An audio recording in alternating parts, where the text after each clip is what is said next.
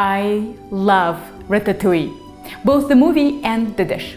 And today we're cooking the kind of ratatouille that Anton Ego remembers from his childhood. You know, the homey, rich, rustic kind. Parents, watch out. Serving this to your kids might turn them into future food critics.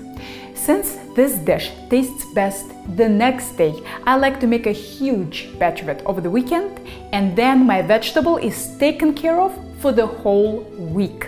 Ratatouille can be made with summer squash, eggplant, or both. Today I have some lovely cousa squash, of course zucchini works too, yellow squash, and this beautiful round eggplant. Yes, this round purple pumpkin is actually an eggplant. You'll sometimes see this variety in the farmers markets. It has a lovely firm texture and very few seeds, but if you can't find it, you can use any type of eggplant. Peel it, cut it into large dice, put it in a colander, sprinkle with lots of salt, and toss with your hands. I'll explain the salt in a minute. I like to cut my squash into circles to make browning more efficient, but you can dice it if you want. Add the squash to the colander and sprinkle with lots more salt. Don't worry about the salt level. Most of the salt will be left behind with the moisture that it will pull out of the squash and eggplant. So what's the deal with salt? Eggplant and squash contain a huge amount of water. Pulling some of it out results in a more pleasant texture and better browning, assuming you dry the veggies off before cooking. Set the veggies over the sink and let them drip for at least 20 minutes, but if it's more convenient, you can leave them like that for a couple of hours.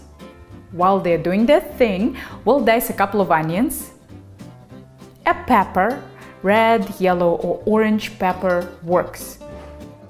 I'm not covering knife skills in this video, but I have in-depth knife skills tutorials for each one of these veggies, and I'll link to them below this video.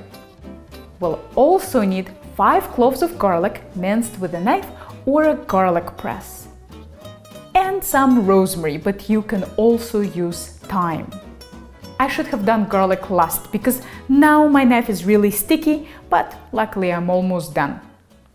The next step is crucial to the success of this dish.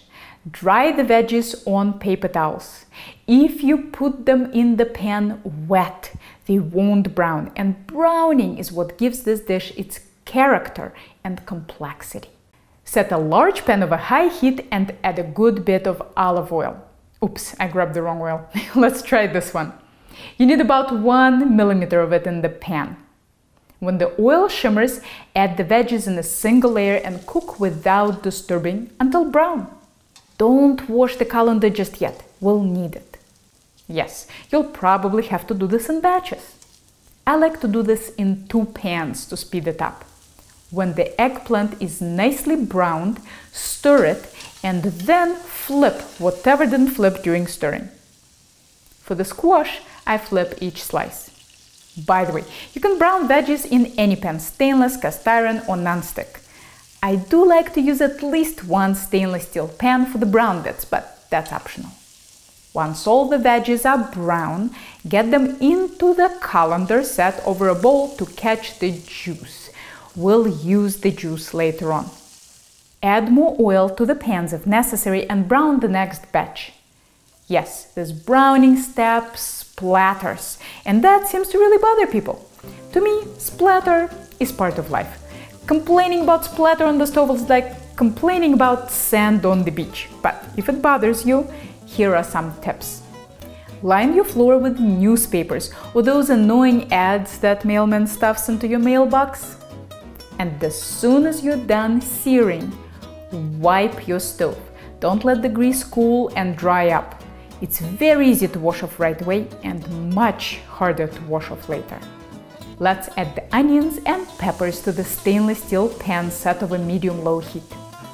Add a generous pinch of salt and pour the oil and juices from the veggies into the pan.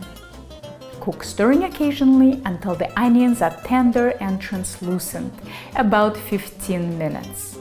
Add the garlic and rosemary and cook until aromatic, about a minute. Add 28 ounces of diced canned tomatoes. Tomatoes weren't in season yet when I shot this video, but if using fresh tomatoes, make sure to peel and seed them. I also like to add half a cup of red wine, but you can use white wine or skip it entirely. Turn up the heat. Bring the mixture to a boil and reduce for 5 minutes. Add a bay leaf and stir in the eggplant and squash. If your tomatoes are unsalted, add salt to taste. Bring to a simmer. Reduce the heat to low and cook uncovered, maintaining a very gentle simmer for about 45 minutes.